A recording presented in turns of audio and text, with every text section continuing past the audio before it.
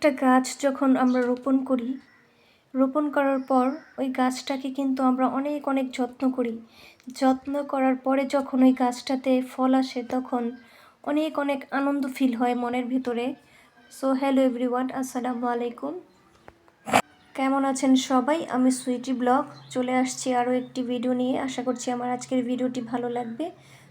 ভালো লাগলে প্লিজ অবশ্যই লাইক কমেন্ট শেয়ার করবেন। আর যারা আমার চ্যানেলে নতুন অবশ্যই চ্যানেলটিকে সাবস্ক্রাইব করে আমার চ্যানেলের সাথেই থেকে যেতে পারেন যদি আপনার মনে চায় তাহলে।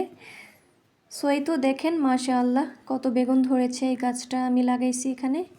আর এই তো এখানে হচ্ছে সবুজ কালারের, এগুলো কেমন সাইজের বেগুন আমি বুঝতেছি না, কীরকম যেন। আর এখানে হচ্ছে লাউ গাছ। এটা হচ্ছে আমি বিল্ডিংয়ের সাইড একটুখানি খালি জায়গা আছে, সো সেইখানে লাউ গাছটা রোপণ করেছি। তারপরে হচ্ছে দড়িতে আমি এটাকে হচ্ছে সুন্দর মতো বাওয়াই দিছি গাছটাকে, যেন ছাদের উপর উঠতে পারে। সো আলহামদুলিল্লাহ মাশাআল্লাহ খুব ছড়াইছে। তারপর একটু এই তো বাইরের আশেপাশের ভিউ আমি একটু ভিডিও করে দেখাচ্ছি তোমাদেরকে, চারিপাশে গাছপালা। এরপরে হচ্ছে আমি কি রেসিপি তৈরি করলাম সেটাই তোমাদেরকে দেখাচ্ছি। এটা হচ্ছে সবজি আর চিকেন অনেক কিছু দিয়ে এখানে হচ্ছে ডোনার শেপ বানাইছি। আর এটা হচ্ছে চিকেন বল বলতে পারো, চিকেন বলের মতো শেপ করে বানাইছি। সো আলহামদুলিল্লাহ মাশাআল্লাহ অনেক ভালো হয়েছে। রেসিপিটা দেখতে পাবা পুরো ভিডিওটা যদি তোমরা দেখো কিভাবে কি করলাম, কিভাবে আমি হচ্ছে রেসিপিটা বানালাম। এরপরে হচ্ছে এই ডাটাগুলো আমি কেটে নিচ্ছি। সো এই তো রান্নাবান্নার প্রিপারেশন নিচ্ছি, এখানে আমি কাটাকাটি করে নিচ্ছি, দেখতেই পাচ্ছ তোমরা। হঠাৎ সেদিন কিছু কথা মনে পড়ে গেল, মানে কথাগুলো মনে যখন আমার পড়লো খুব কষ্ট পাচ্ছিলাম ভেতরে ভেতরে। সো তোমাদের সাথে শেয়ার করি। আমার ছেলে ইসরাফিলের যখন 3 বছর বয়স, সো ছোটোবেলা থেকে একটু অনেক চঞ্চল মাশাল্লাহ, আবার অনেক অনেক দুষ্টুমি করতো। আমি যতটুকু পারতাম ওকে শাসন করতাম, বাচ্চা মানুষ শুধু মারলে তো হবে না।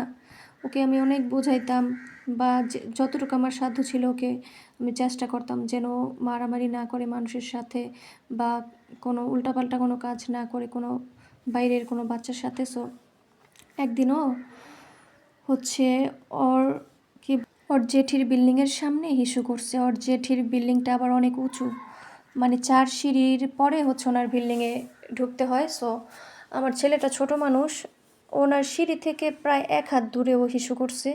পরে আমি সেখানে পানি ঢাইলা দিয়ে আসছি। এইটা নিয়ে উনি অনেক ঝগড়া করছে, শুধু শুধু অনেক ঝগড়া। মানে আমি অবাক হয়েছি বিষয়টা নিয়ে, মানে এতটুকু একটা বাচ্চা আমি ওকে শিখাও দিই নেই। ওইখানে দেখি প্রায় সময় আমি যখন বারান্দায় দাঁড়াই দেখি কি অনেক কুকুর বিড়াল ওইখানে হিসু করে যায় ওই সিঁড়ির সামনে, আমি দেখছি নিজের চোখে, যা সত্য কথা। সো এটা নিয়ে অনেক ঝগড়া করছে উনি। আমি নাকি কোনো আদব কায়দা শিখাই না, বাচ্চাদেরকে কোনো শাসন করি না। এখন বাচ্চা মানুষ হিসু করছে, আচ্ছা বাচ্চারা যখন ছোট থাকে তখন তোরা খাটেও হিসু করে দেয়, এটা নিয়ে শাসন করার কি আছে? অথচ আমার যখন বিয়ে হয় ওই বাড়িতে যখন গেলাম নতুন বউ হয়ে, তখন হচ্ছে আমার ভাসুরের মেয়ের হচ্ছে 3 বছর বয়স। তো দেখি কি ওর মানে 2টা রুম তো ওপরে, 2 তলায় আমরা থাকি, 2টা রুম, রুমের সাইডে হচ্ছে একটা ওয়াশরুম মানে আমাদের টয়লেট। সো যখন ওনার রুমের পাশ দিয়ে যাই না আমি দেখি বাজে একটা স্মেল আসে, চ্যাংটা স্মেল। মানে ওনার মেয়েকে উনি হচ্ছে গড়ে হিসু করায় পাপোশের উপরে। সো হঠাৎ আমি একদিন ওনাকে প্রশ্ন করি যে ভাবি আপনার ঘর থেকে এরকম বাজে স্মেল কেন আসে, প্রস্রাবের একটা স্মেল পাই। বলে যে ছোট মানুষ তো তাই ওকে আমি বাথরুমে নিয়ে যাই না, ওরে আমি রুমেই হিসু করে। সো আমি আর কিছু বলি নাই, কারণ যার যার ব্যক্তিগত বিষয়। সো আমার সেই কথাটা এখনও মনে পড়ে। আমার ছেলে ইসরাফিল হচ্ছে দুয়ারে হিসু করছে, সেইটা নিয়ে কত ঝগড়া করছে, আল্লাহ আল্লাহু আকবার। কি বলবো, মানে এত কষ্ট পাইছি আমি। ছোট একটা বাচ্চাও, মানে বাচ্চারা তো আদরের যোগ্য, শাসন তো করবো অবশ্যই, বাবা এটা করো না ওটা করো না। দেখা যায় কি একটা সময় যখন প্রাপ্ত বয়স্ক হয়ে যায় তখন ইনশাল্লাহ ঠিকই সে শুধরায় নেয় ভুলগুলো। আমরা তো ছোটোবেলায় কত দুষ্টুমি করছি, এখন কি আমরা দুষ্টুমি করি না? সো যাই হোক, সবই আল্লাহ তাআলার ইচ্ছা, আল্লাহ তাআলার হাতে আমি সব ছেড়ে দিছি।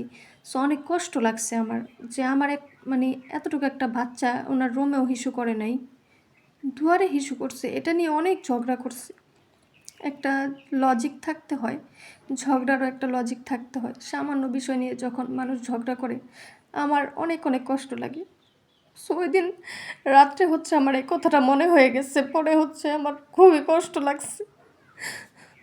আর আমার এত কষ্টের সন্তান, তাদের রেখে হচ্ছে আমার একা একা থাকতে হয়। আল্লাহকে এটাই বলি যে হে আল্লাহ, তুমি দুনিয়াতে কেন আমার পাঠাইলা। আর মূলত ডিভোর্স হয়েছে ওই লোকটার সাথে আমার থাকা একেবারেই সম্ভব না। ও যদি মরে যেত তাহলে আমি থাকতাম বাচ্চা দুইটা নিয়ে, প্রয়োজনে মানুষের বাসায় হচ্ছে কাজ করে আমি খাইতাম। সো ওর সাথে আমার থাকাটা সম্ভব না। যখন আমি ভাবি যে ওর সাথে থাকার যায় কি না, তখন আমি পাগল হয়ে যাই, মনে হয় যে আমি নিজের মাথা নিজে ফাটাই ফেলি। এটা সম্ভব না। সো জানে আমার বাচ্চাদেরকে আমি অনেক ভালোবাসি, তাই বাচ্চা দুইটারে নিয়ে আমার কাছ থেকে আটকে রাখছে। অনেক দিন হলো বাচ্চাদের সাথে আমার কোনো হচ্ছে দেখা সাক্ষাৎ নাই, কোনো কথা হয় না। আল্লাহ কেন আমার সাথে এরকম করে, আমার এত কষ্টের সন্তান। এটা আর কেউ জানুক বা না জানুক, আল্লাহ তাআলাই ভালো জানে। আমি অনেক ছোট বয়সে মা হয়েছি, বাট হচ্ছে আমার সন্তানদের কোনো ত্রুটি রাখি নাই।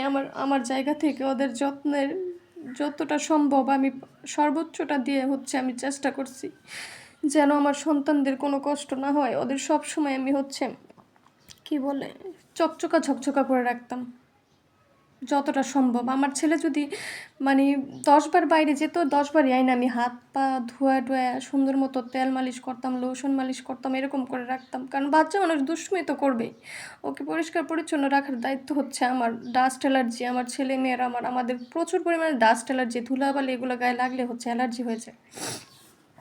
সো যাই হোক, একটু ইমোশনাল হয়ে গেছি, আল্লাহ ভরসা।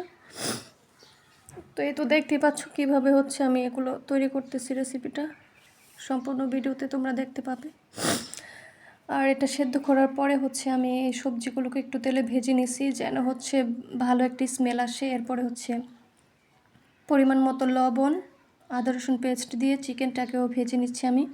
চিকেনটা ভাজার পর হচ্ছে আমি হাত দিয়ে ছোট ছোট করে ছুটাই নিছি। ব্লেন্ড করো না তোমরা, কারণ হাতের সাহায্যে যখন ছুটাই নিবে তখন এটা যখন খাবে তোমাদের হচ্ছে খেতে ভালো লাগবে, তাই। সো এই তো সবগুলো হচ্ছে আমার ভাজা হয়ে গেছে।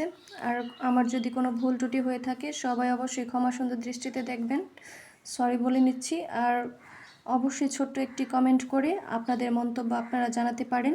সো আজকের মতো আমি মাহফুজা খানম সুইটি এখানে বিদায় নিচ্ছি। টাটা এন্ড টেক কেয়ার, আল্লাহ হাফেজ। সবাই ভালো থাকবেন, সুস্থ থাকবেন, অবশ্যই আল্লাহ তাআলার ইবাদত করবেন।